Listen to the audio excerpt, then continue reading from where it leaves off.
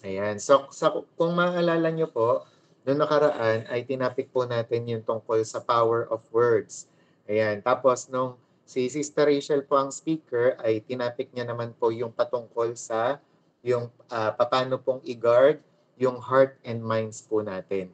Ayan. Kasi nga po, di ba, sobrang halaga po ng isip tsaka ng puso po natin to the point na kinakailangan lahat po ng pumapasok po dito, dapat i-guard po talaga natin. Kanina nga po nung nasa Adults Bible Study po kami sa Lakeview, pinaalala ko po sa kanila yung prinsipyo po na garbage in, garbage out, 'di ba? Na kapag po meron po tayong pinasok, 'di ba, na basura sa buhay natin, sa puso natin, sa isip natin, ay basura din po yung lalabas po dito, 'di ba? Kaya naman napakahalaga, tinuro po ni Sister Rachel, na parang kumbaga sa bahay, 'di ba? Hindi mo po pwedeng papasukin lahat ng mga stranger o ng mga taong nasa labas. Kinakailangan in order na magwardyahan mo yung iyong tahanan against sa mga magnanakaw, 'di ba? Against sa mga masasamang tao, kinakailangan gwardyahan mo 'yon, ilak mo yung pinto, 'di ba? At wag na wag kang magpapapasok, 'di ba? And ngayon naman po, ang itatopic po natin ay patungkol naman po sa live by the Spirit, na which is isa rin po sa makakatulong sa atin bilang mga Kristiyano. Ayan. So kung bago ka pa lang po dito po sa OBS po natin, yung mga itatopic po natin ngayon, pwede nyo po munang itabi o kaya naman pwede nyo ibulsa. Then pagdating ng araw na dumami na po yung alam nyo, 'di ba? Makikita nyo po na ito palang living by the Spirit ay napakahalaga sa Kristiyanong pamumuhay. Kasi kapag nag-live by the Spirit ka, yung Kristiyanong buhay na akala mo mahirap, yung akala mo panay challenges lang, yung akala mo struggle, ay magiging madali na lang pala. 'Di ba? Na parang dumadaloy na lang.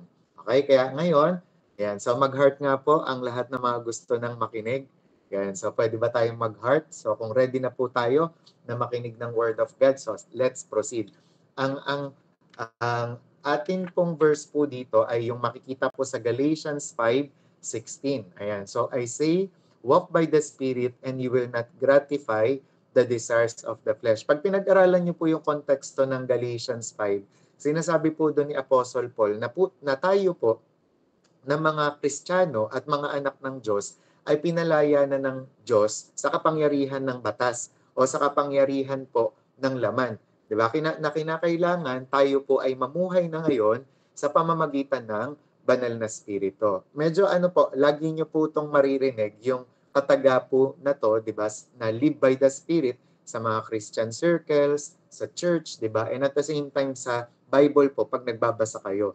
Kaya mamaya pag-aaralan natin ano nga ba ang ibig sabihin ng live by the Spirit. Tapos yung Spirit, yung S doon sa Spirit ay malaking S, 'di ba? Malaking S meaning person po siya, tsaka patungkol po siya kay Lord. Okay? So pag malaking S yung Spirit, patungkol po siya sa Holy Spirit ni Lord. Kaya ngayon, may tanong po dito.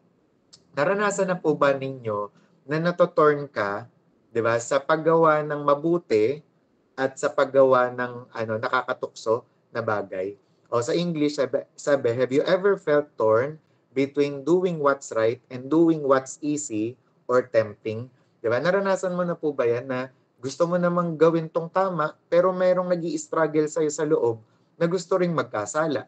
'Di ba? Naranasan mo na ba na yung parang yung kantang gusto mong bumait pero di mo magawa, 'di ba? Na kanta nangyayari din sa na which is ang daming mga commandments, ang daming kautusan ng Diyos, pero parang minsan o lapasadin sa buhay natin, ang nagagawa pa rin natin yung mali. Ayan. Sabi nga, like a tug of war between two teams, one pulling toward righteousness and other toward selfish desires. Na minsan po, ang nangyayari po sa atin, yung gusto ng isa ay maging banal, matuwid na pamumuhay, pero yung isa naman makasarili. Ang gusto lang yung gawaing laman o kaya yung gawaing makamundo o yung gawaing makasalanan. And sabi nga, marami daw mga Kristiyano ngayon ang nag-i-struggle daily between the following the flesh o yung tinatawag na old sinful nature and following the Holy Spirit. Kasi nga po tayo po, dahil nga po tayo ay makasalanan, di ba? Yung dugo po ni Eva at Adan na makasalanan ay dumadaloy din po sa atin. ang tawag po doon yung old sinful nature. Na minsan nga, di ba, minsan, for example, kahit hindi mo naman sinasadya, kunwari may mapadaan lang na na tao, hindi mo man sabihin, pero ang isip mo namimintas na, 'di ba? Kaya minsan ang tawag diyan ay yung old sinful nature. Na minsan, for example, hindi mo naman sinasadya din pero nakakatampal ka, nakakasapak ka kapag galit ka. Ang tawag doon, old sinful nature. Pero ang sikreto nga doon para hindi mo magawa 'yon is to follow the Holy Spirit, 'di ba? At sabi nga, ang victory daw ay posible if we live by the Spirit. Kaya nga po mag-heart ang lahat ng gustong sundin ang banal na Espiritu. Kung gusto niyo pong sundin ng Diyos, mag-heart nga po kayo. Ayan. So kung gusto niyo pong sundin ang banal na Espiritu, ito po yung mga bagay na i-consider po natin. Kung gusto po nating maging masunurin kay Lord, mas lalo pong maging kalugod-lugod sa Kanya, yung buhay po natin, ito po yung mga dapat nating i-consider. So una, sino ba si Holy Spirit? And bakit ba siya kinakailangan? Bakit ba siya mahalaga? Again, sino si Holy Spirit at bakit siya mahalaga? Sabi ng John 14:16 to 17, "And I will ask the Father, and He will give you another advocate to help you and be with you forever, the Spirit of truth." Ang konteksto po nito o background po nitong John 14, diyan na po nagpapaalam po o malapit na pong umalis si Lord. Malapit na po siyang umakyat po sa langit.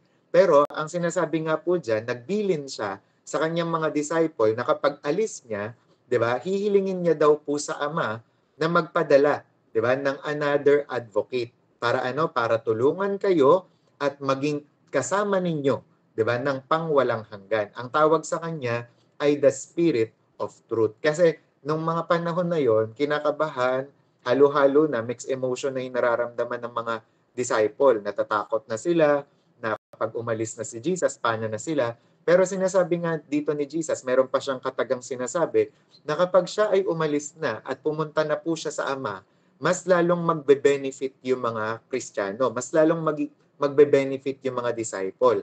Kasi yung dadating sa kanila ay papa sa kanila forever and ever.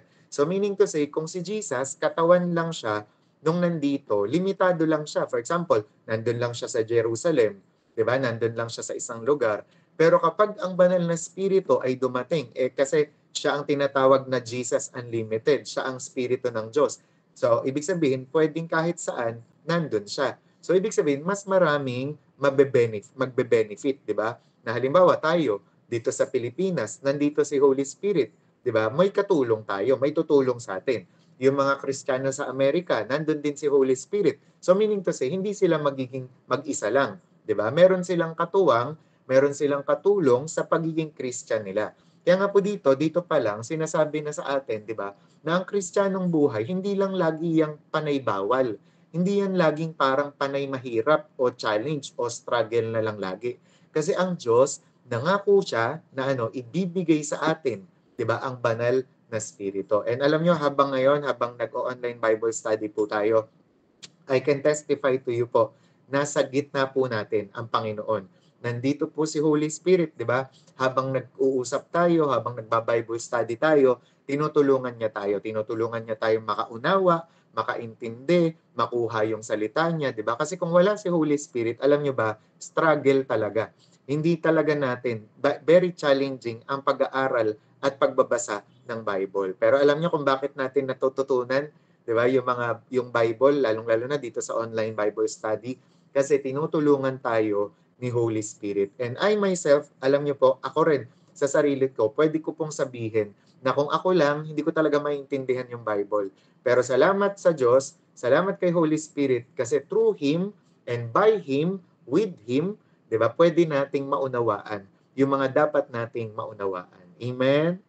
Amen. 'Di ba? Kaya naman dapat pahalagahan nga po natin si Holy Spirit. Sabi nga po, si Holy Spirit is not just a force. Hindi lang siya basta puwersa. Sabi diyan, He is God with us. 'Di ba? Siya po ang Diyos na sumasa atin, our helper, tagatulong, comforter, taga-aliw at tagapagpalakas, and siya rin po ang ating teacher. Siya po ang ating guro. Kaya naalala ko noon si Pastora Det, lagi niyang sinasabi sa amin na kapag merong merong bagay kami na nahihirapan kami, i-ask daw namin si Holy Spirit. Ano talaga, hilingin namin sa Holy Spirit, kay Holy Spirit, na tulungan kami. And alam niyo po, ilang taon na rin po akong Christian, every time po na hinihiling ko po kay Holy Spirit o kay Lord, 'di ba? Natulungan ako. Talaga naman, 'di ba? Lagi siyang nandyan para tulungan ako. Isang pinaka talagang remarkable sa akin na lagi akong tinutulungan ng Holy Spirit is kapag nagtuturo ako, kapag nagpe-preach ako, kapag nagpapastor ako, 'di ba? Tapos kapag tinatanong ko siya anong mensahe ngayon, 'di ba? Ano kailangan kong gawin, 'di ba? And sabi, He empowers us to live the Christian life. Kasi alam niyo po ba, kung tayo lang, hindi talaga natin kayang magpakabait, magpakabuti.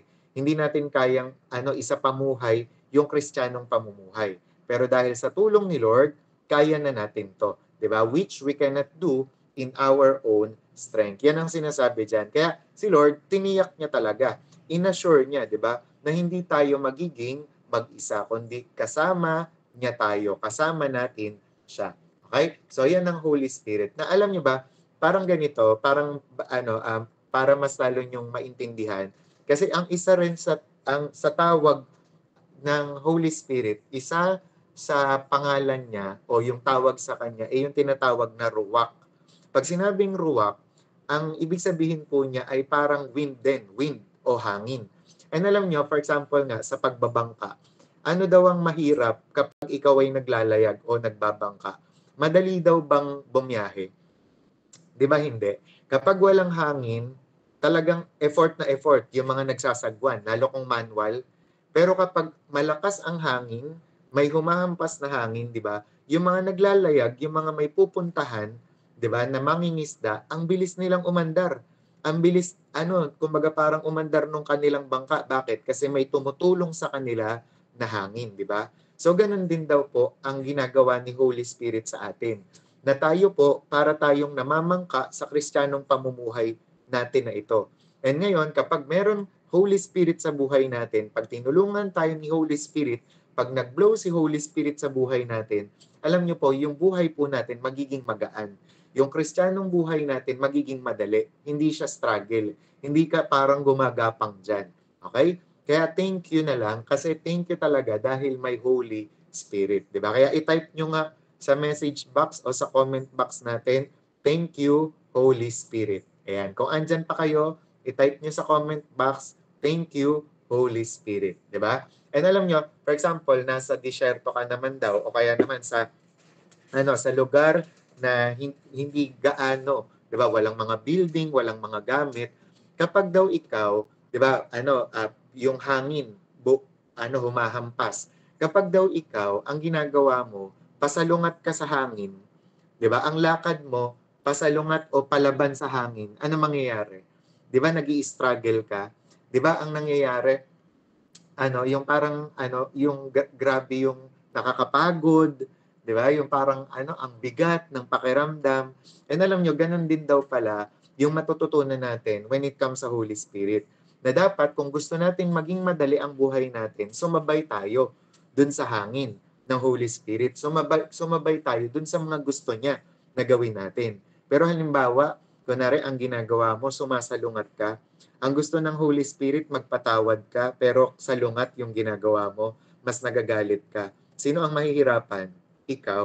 'Di ba? Kapag ang gusto ng Holy Spirit, magmahal ka, pero ang ginagawa mo, mas nagiging bitter ka, sino ang mahihirapan? Sino ang mapapagod? Ikaw. Kaya ang gusto ng Panginoon, ang gusto ng Holy Spirit, sumabay ka sa Kanya. 'Di ba? Sumabay ka sa agos niya, sumabay ka sa pag-blow ng hangin niya, kung ano yung gusto niya, kung ano yung gusto niyang gawin mo, sumabay ka doon, 'di ba? And makikita mo, 'di ba, sa buhay mo na magiging madali, 'di ba? Magugulat ka, magiging madali yung kristyanong pamumuhay mo. Okay? So yun yung ibig sabihin ng Holy Spirit. He is a person, 'di ba? And yun nga, hindi lang siya puwersa, 'di ba? At ang ginagawa niya, ini-empower niya tayo sa Christian life natin. Pangalawa naman na dapat nating i-consider, itong living by the Spirit means saying no to the flesh. Ano ba ibig sabihin ng living by the Spirit, Pastor? Ang living by the Spirit, ang ibig sabihin niyan, ay yung magno-no ka na sa flesh o sa gawaing laman. So kapag nababasa mo, naririnig mo sa pangangaral, sa preaching, na we need to live by the Spirit, kinakailangan iwasan na natin o mag-no na tayo dun sa mga gawaing makalaman. Diba? Sabi nga ng Galatians 5:17, for the flesh desires what is contrary to the Spirit, and the Spirit what is contrary to the flesh. Diba? Kasi nga, yung flesh talaga, yung laman, lumalaban yan sa Espiritu. Ang Espiritu, gusto lagi yan sumunod sa Diyos. Diba? Samantalang ang laman, gusto niyan mag-disobey lagi kay Lord. Gusto niyan gawin kung ano yung gusto niya lang. Diba? Kung ano yung mga urge, diba? Gusto niya, sundin niya yon. Diba? Yun ang flesh. Yun ang mga gawang laman. Kaya nga, tayo, di ba, may rin tayo, may praise tayong ganun, o kaya naman may kasabihan tayong ganun na tawag ng laman, o kaya naman nais ng laman, gusto ng laman, di ba? And yun daw yung dapat nating tanggihan. Okay? Kaya sabi nga, the flesh represents our old nature. Ano nga ba yung flesh? Yan po yung mga bagay na kagaya ng galit, di ba?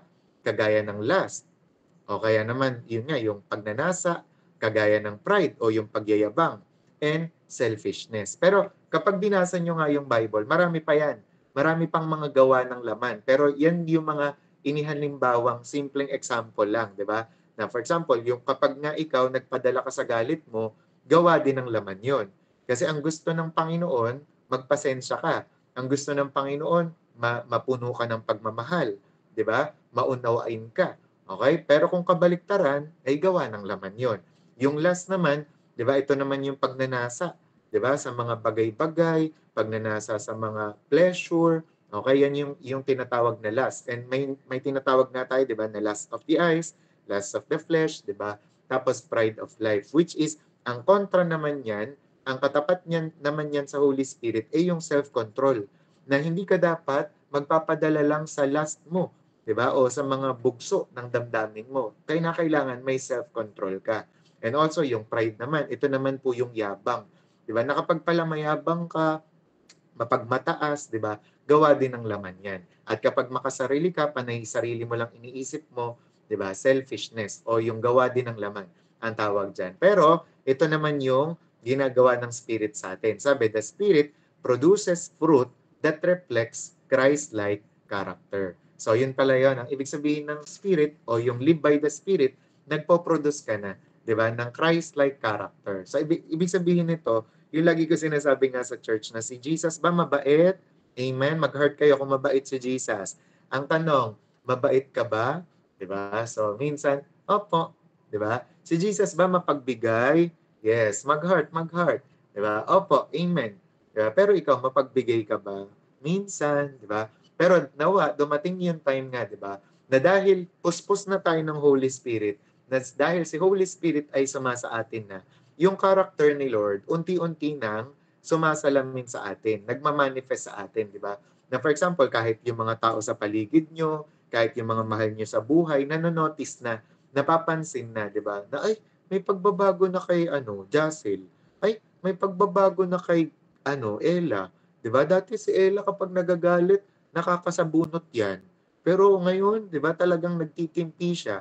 'Di ba? Kumbaga parang meron ng pagbabago at kahit yung iba napapansin 'yan. Yung asawa niyo, napapansin, yung asawa ko parang mas lalo ng mapagpasensya, hindi na nagdadadakdak ka, 'di ba? Yung asawa ko kapag binigyan ko ng ganito, kontento na, 'di ba? Yung mga yung anak ko kahit hindi utusan naghuhugas ng plato kasi nagre-reflect na po yung Christ-like character sa atin. Okay? Kaya nga po merong isang lalaki ang na-realize niya in the midst of his addiction na hindi niya talaga kaya.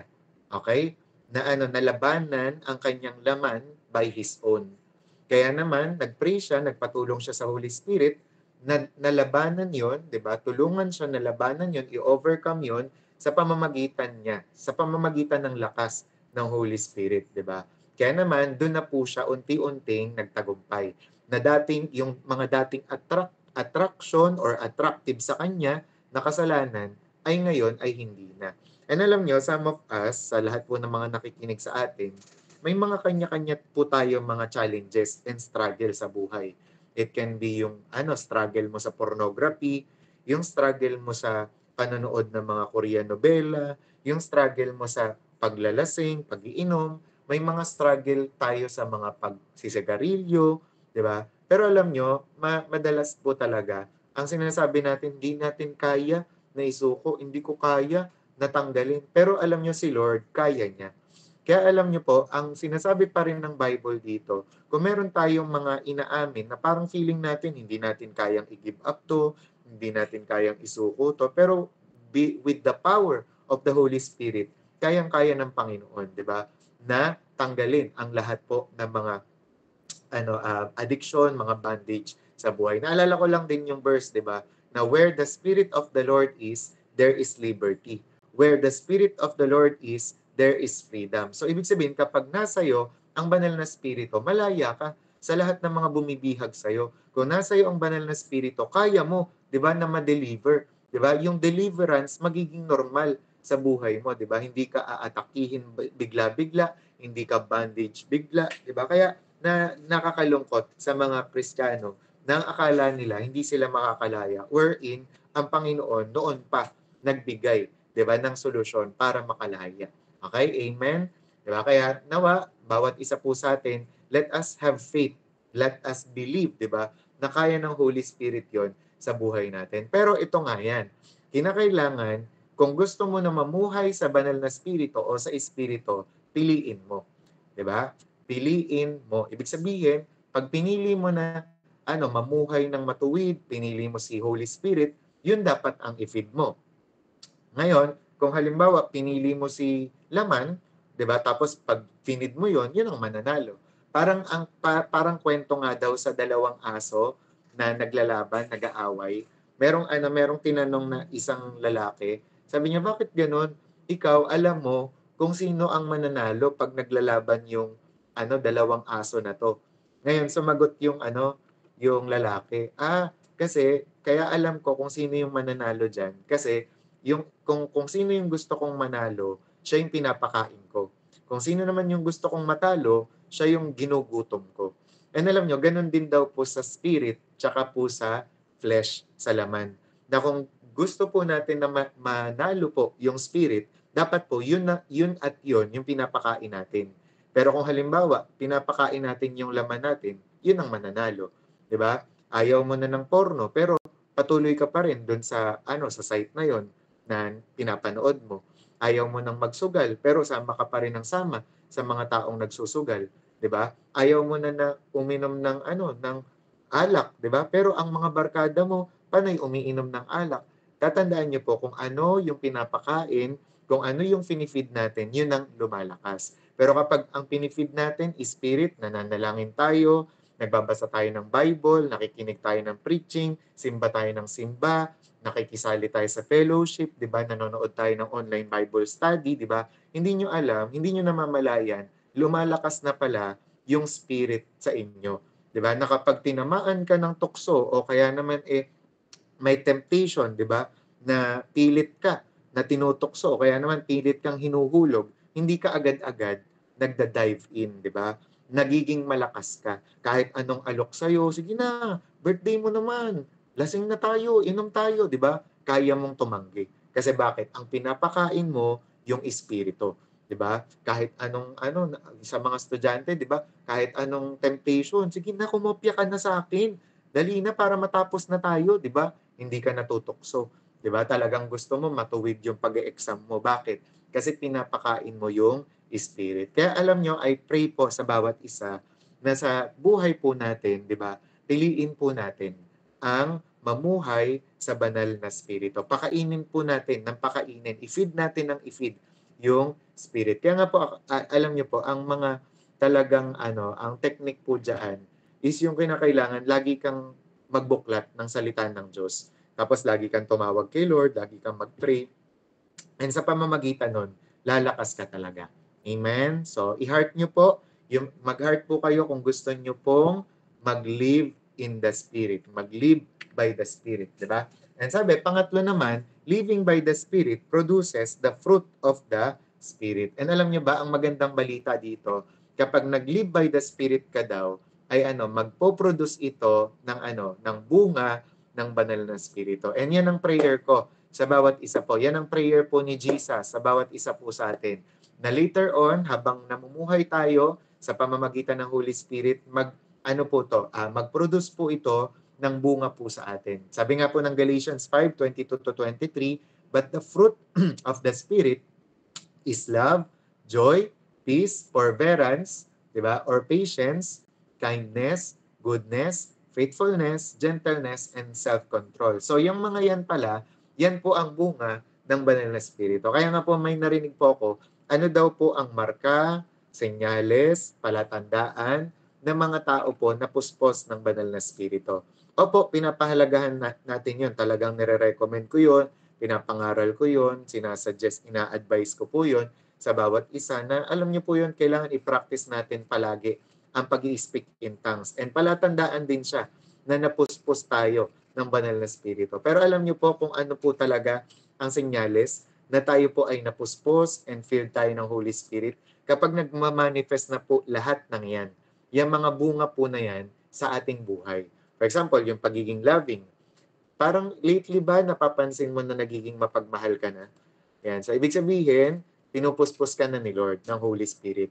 Nung kamakailan ba, ikaw ba ay meron pa ring joy kahit may mga nangyayari sa'yo o sa pamilya mo? Masaya ka pa rin? Diba?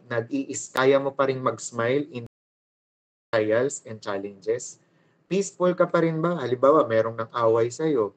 Diba? Yung paraan mo ng pagre-respond o pagre-react, peaceful kaya? Diba? Ngayon, kapag peaceful, ibig sabihin, talagang you are living in the Spirit. Pero kapag pumatol ka, ayan, so ibig sabihin, kailangan mo pang magpagabay sa banal na Espiritu. Ikaw ba lately nagiging mapagpasensya ka o impatient, di ba? Yung ayaw mong nag-iintay, di ba? Ayaw mo na, kumbaga parang merong mga tao na, agad, yung, kumbaga parang pag nagpapasaway, di ba? Gusto mo na agad upakan, di ba? Ikaw ba ay nagiging mabait, nagiging mabuti ka, kahit yung mga tao sa iyo ay hindi mabuti? So, yan ang mga palatandaan, okay? Kaya sabi nga, living by the Spirit transform our character, not just our behavior. Kasi alam niyo po, pag behavior lang, pwede nating pwede kasing dayain lang yan ng tao. Di ba? Na for example, yun nga, kunwari, papakabait ka lang kasi nandyan yung prop mo, o kaya naman dahil may nagbabantay, di ba? Gagawin mo maayos yung trabaho mo kasi andyan may manager o supervisor na umaaligid sa'yo. Pero kapag ikaw ay nag-live by the Spirit, character niya, yung binabago mo. Ano ibig sabihin ng character? Ito po yung sa loob.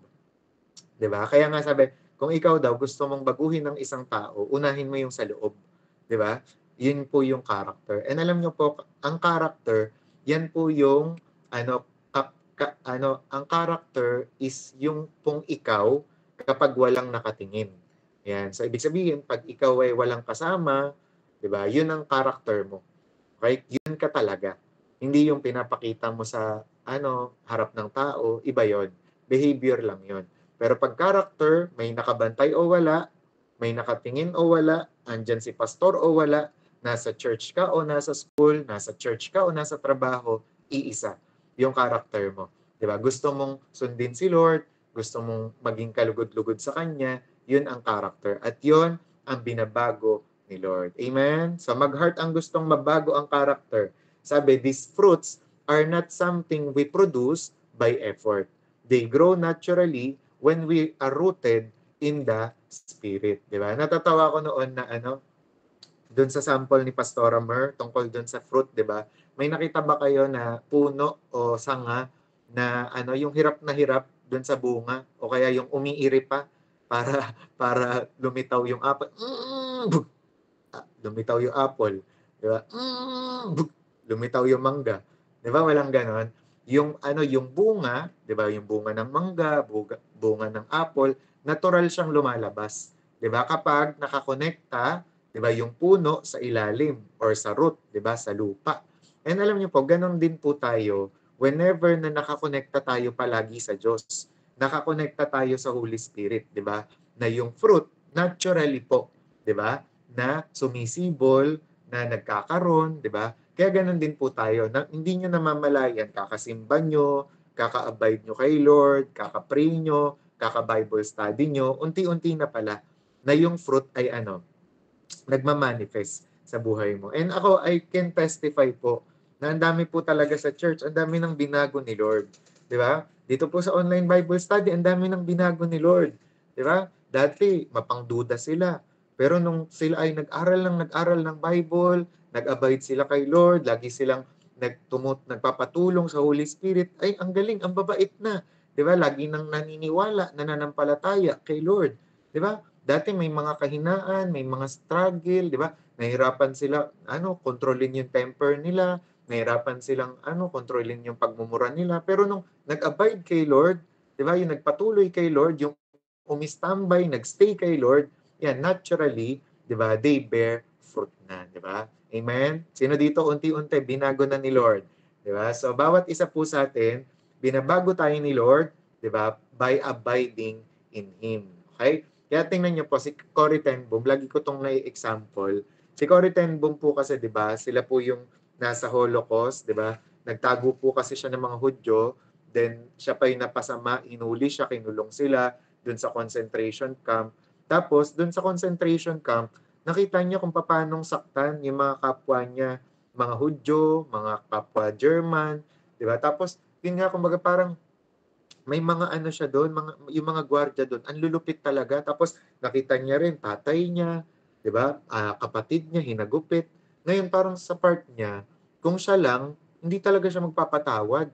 Ayaw niya talaga magpatawad. Pero nung time na siya po ay yung parang nakalabas na nga po doon sa kulungan na yun, sa concentration camp. Tapos nag-church siya.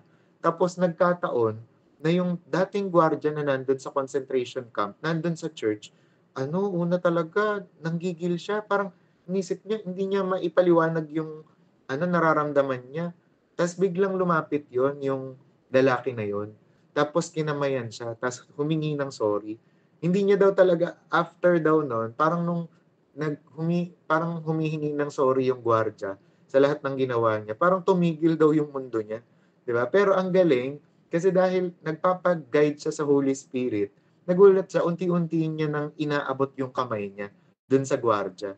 Then nung naabot niya na yung kamay niya dun sa kamay ng gwardya, lahat daw ng mga bigat, lahat ng mga bitterness and unforgiveness na posibleng nararamdaman niya, na walang lahat.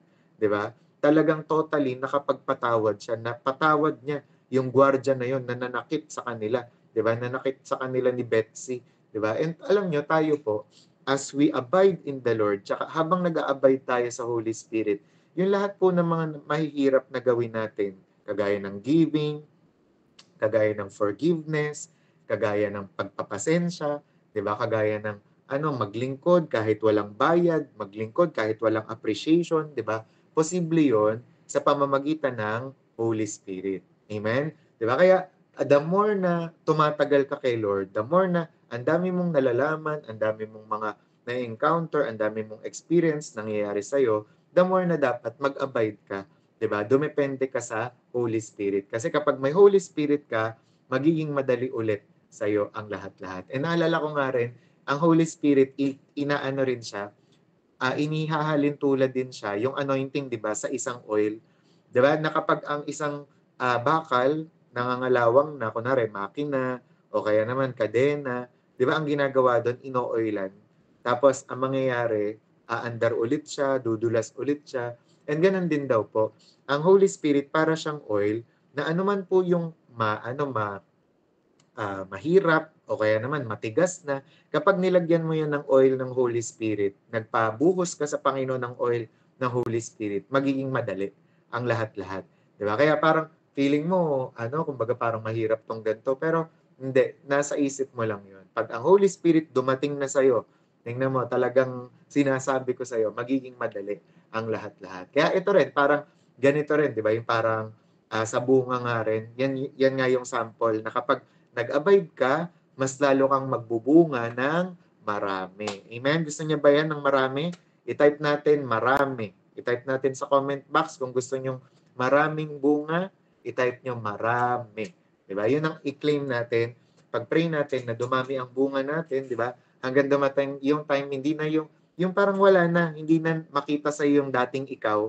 Ang nakikita na sa yung bagong ikaw, 'di ba? Yung bagong Tenten, yung bagong Beans, yung bagong Janet, yung bagong Ailey o Baby, di ba? Yung bagong Edna. Okay? So, lahat po ng kumbaga parang yung bunga ng banal na spirito ay magmamanifest sa atin. Pangarap ko nga rin yung yung nangyari kay Wigglesworth na nung nakita siya ng mama niya na nagpipreach, sabi ng mama niya, "That is not my son." Sabi gano'n.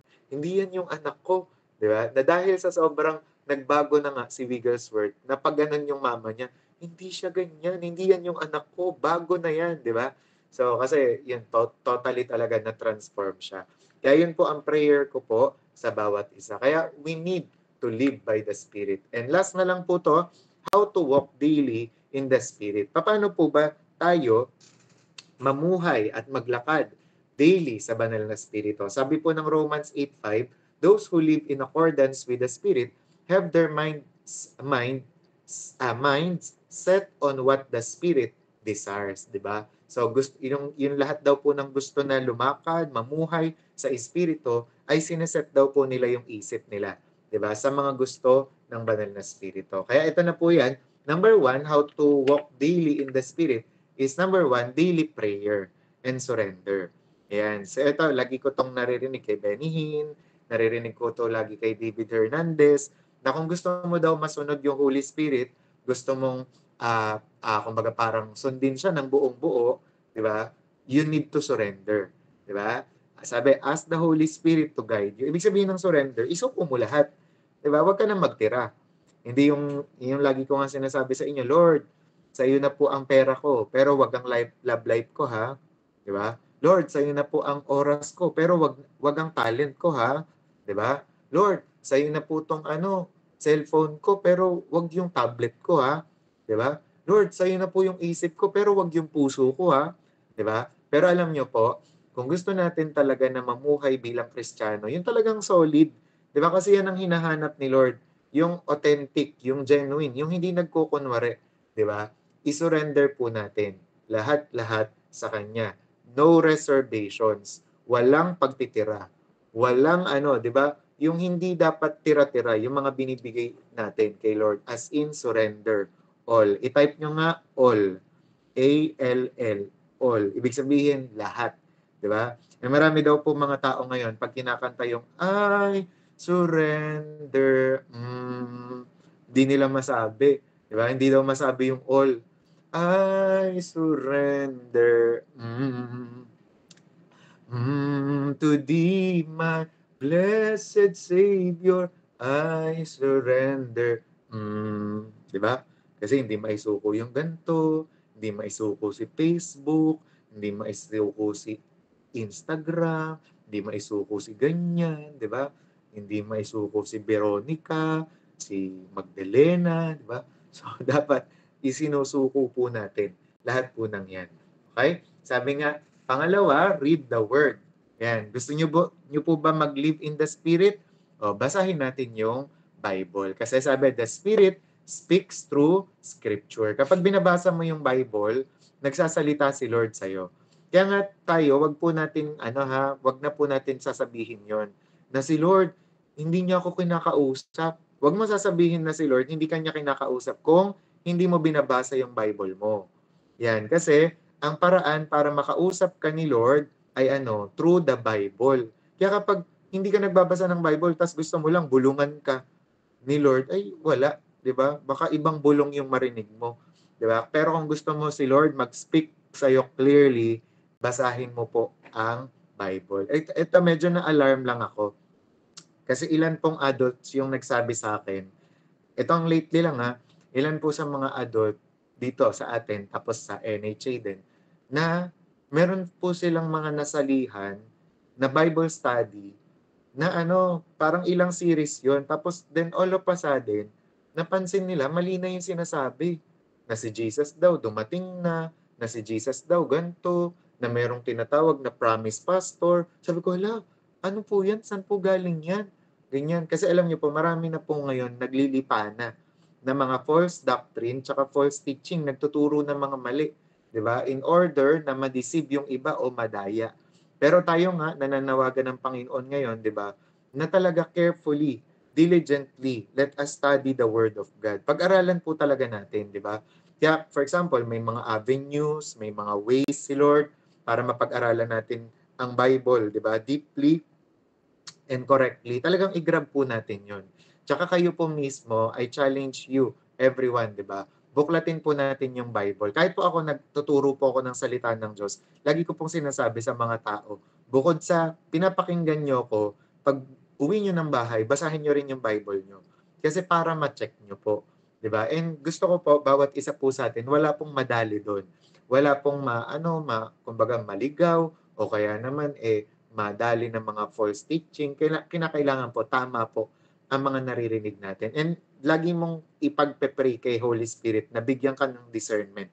Na Holy Spirit, ituro mo po sa akin kung ano yung totoo, kung ano yung legit, kung ano yung talagang galing sa'yo.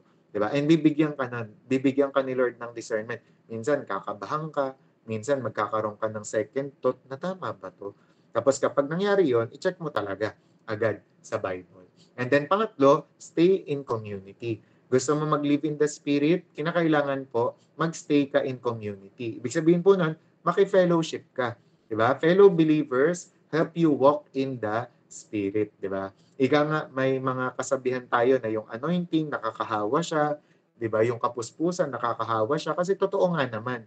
Diba? Na lalong-lalo nga ang symbolismo nga nun, di ba, yung fire, na kapag ang fire ng Holy Spirit, may tinamaan ng fire ng Holy Spirit na isang tao, tapos kapag pinag-pray niya yung tao na to, magugulat ka, yung tao din na pinag-pray niya, magiging on fire din, kasi contagious yun, kumakalat yun. And tayo, kapag po tayo, napupuspos tayo ng Holy Spirit at sama-sama tayo, mas matindi, mas malakas yung fire na nararanasan natin, di ba? Kaya naman, stay in community. Huwag kang aalis. Huwag kang tatalikod, di ba? Huwag kang hihiwalay. Okay? Lagi kang magstay. Okay? I-type natin, stay. Yan. Stay lang tayo. Manatili tayo. Huwag tayong aalis. And then pang-apat, listen and obey. Yan. Listen and obey. Kapag ikaw naman, sinabihan ka ng Holy Spirit ng gagawin, yan. Anong sabi? Makinig at sumunod. Kasi sabi, the more you obey, the more clearly you'll hear His voice. Diba? Pero, kabaliktaran naman, the more you disobey, mas lalo kang magiging bingi sa sinasabi niya. Yun nga po yung nakakalungkot, diba? Na kapag ang isang tao, isang Kristiyano, pinaglabanan niya yung konsensya niya, nilabanan niya yung conviction niya, diba? Isang araw, magugulat na lang siya, napakatigas niya na pala. Isang araw, na magugulat na lang siya, napakalamig na pala ng puso niya. Pero 'di ba ayaw ni Lord na mangyari po sa atin 'yon.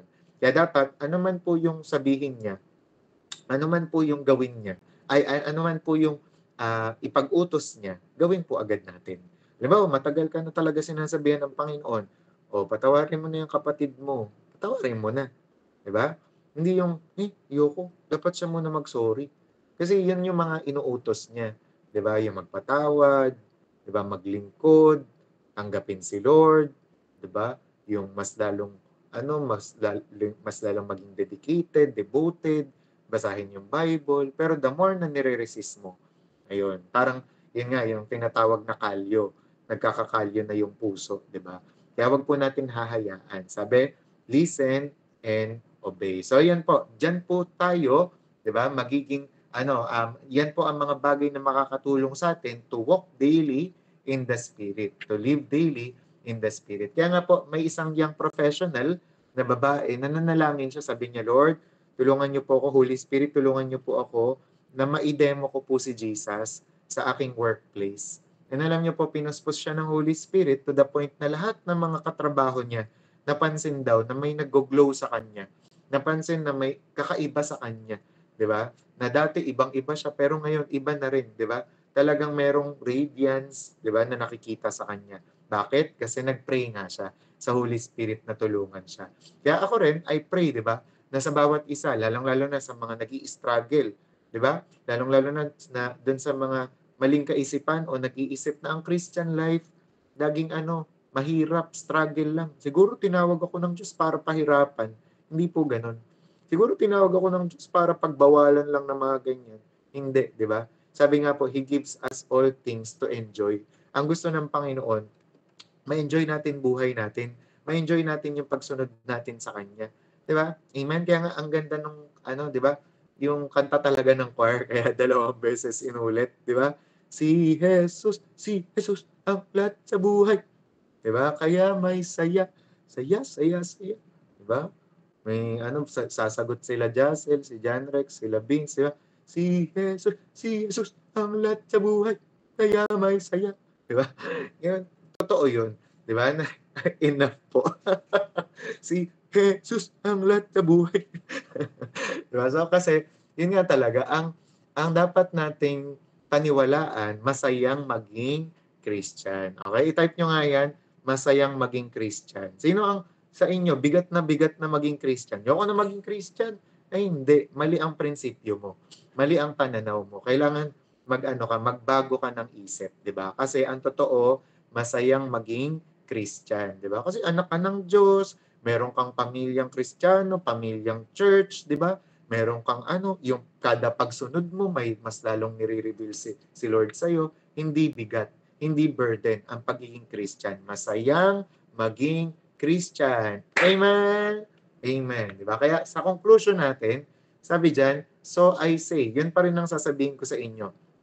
Sa Galatians 5:16, so I say, walk by the Spirit, and you will not gratify the desires of the flesh. Diba? So kaya sabi diyan, para hindi daw natin masunod ang laman, walk by the Spirit. Alam niyo po, hindi natin magiging problema yan.